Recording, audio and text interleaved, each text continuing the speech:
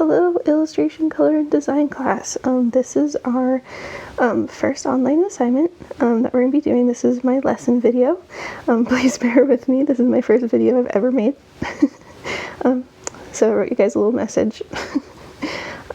So let's get right to it.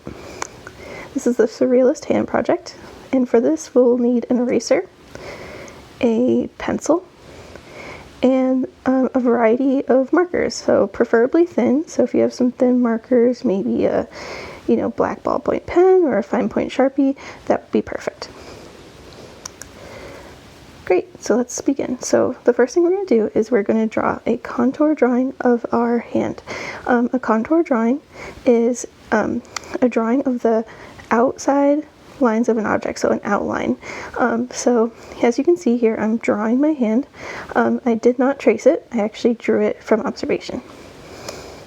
So this is kind of the view that you're looking for. So of course with our drawings we want to make sure that we have the correct proportions, meaning that our fingers are the right size. I actually ended up drawing it about the same size as my actual hand, so you can actually compare your real hand right next to your drawing to make sure it's correct. Then what I did was I sketched out my ideas, so I wrote down some basic ideas that I had in a list, and then I drew some tiny little sketches of kind of my ideas, so I can kind of have a plan before I execute it.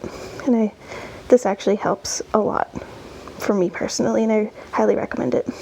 So once I figured out what I wanted to do, I then took my pencil and I sketched in my ideas. So I looked at pictures online of the things I wanted to draw just as reference, so that way, I had a reference when I was drawing it, and that to make sure I was clearly illustrating those things. So I wanted to make sure my tower that I was drawing actually looked like a tower. So for my drawing, I don't know if you can tell yet, but my theme that I wanted to do was kind of a fantasy drawing. So I have a tower with a princess looking out the window. On another one of my fingers, I wanted a dragon curled around my finger, kind of looking like it was, attacking the tower.